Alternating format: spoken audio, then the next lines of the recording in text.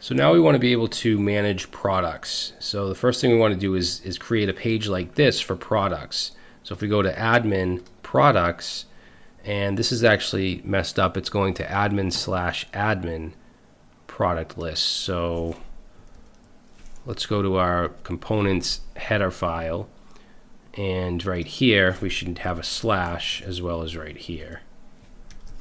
So that should fix that. So if we go back and we go to admin products, good, admin/product list. So now we want to go into, or we want to create actually our product list screen. So in screens, let's create a new file called product list.js.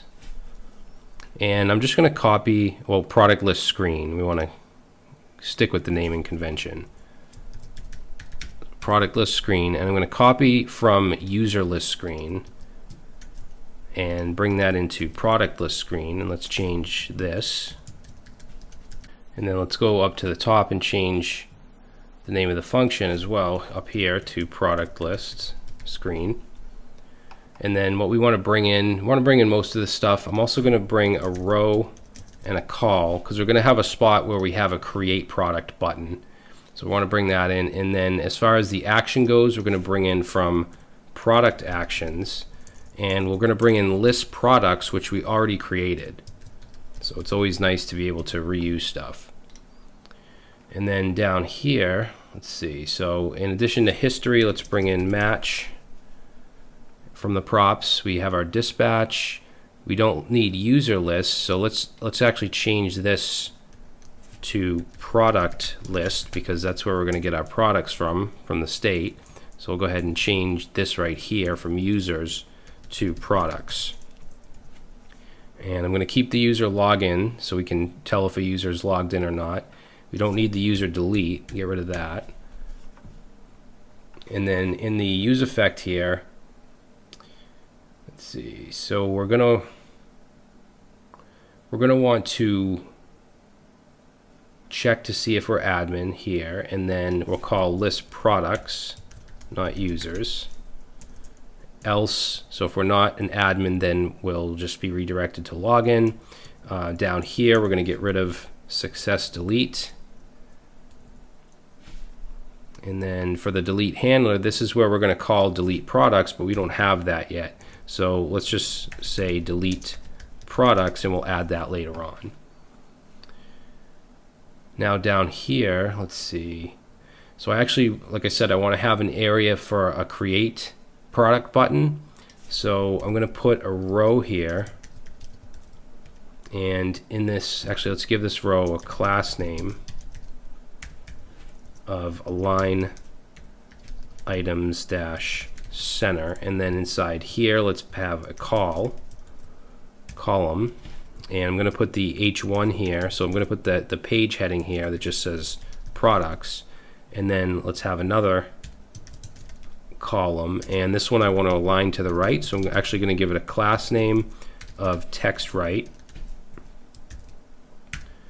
and in here we're going to have a button, and let's give this a class name of my3 to give it some margin on the top and bottom, and then we're going to give it an on click and set that to create product handler.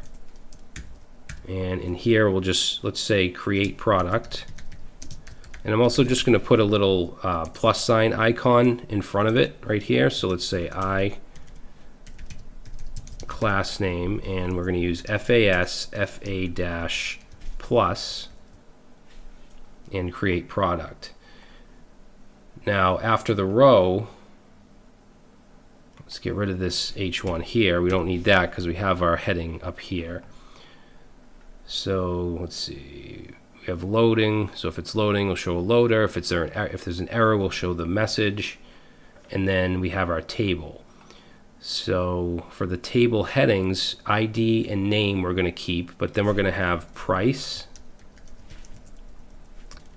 Let's do category, and let's do brand. And then down here, instead of mapping through the users, we want to map through the products. And let's change that, and that to product. And this one here, this is going to be the, what's next, the price. So name, price, category, brand. So this will be product.price, and we'll go ahead and put a money sign, $sign in front of that. And then this, let's get rid of all this, and this is just going to be the category. So product category, and then let's add another column here, and this is going to be the brand. Okay, we'll save that. So for the buttons here, we're going to have this link container is going to go to admin/product/product ID. So same kind of structure as the user had. Product ID/edit. And we'll go ahead and keep that icon. And then this button here is going to call a delete handler. And of course, instead of passing in the user ID, we want to pass in product ID. And we'll keep the trash icon. So let's go ahead and save this now. See if we have any issues. Nope. So we're going to go to app.js and let's add this product list screen.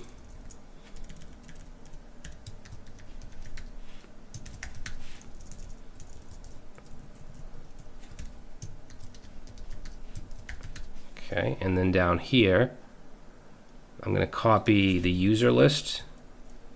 We'll just move that down here, and this is going to be product list.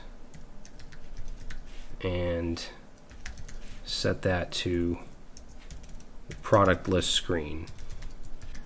All right, so let's save that. And we're getting, okay, create product handler is not defined. That's to be expected. Product is not defined. So, oh, did we pass? Yeah, right here. So I passed in user, I left user, this should be product. And then let's just add the create handler.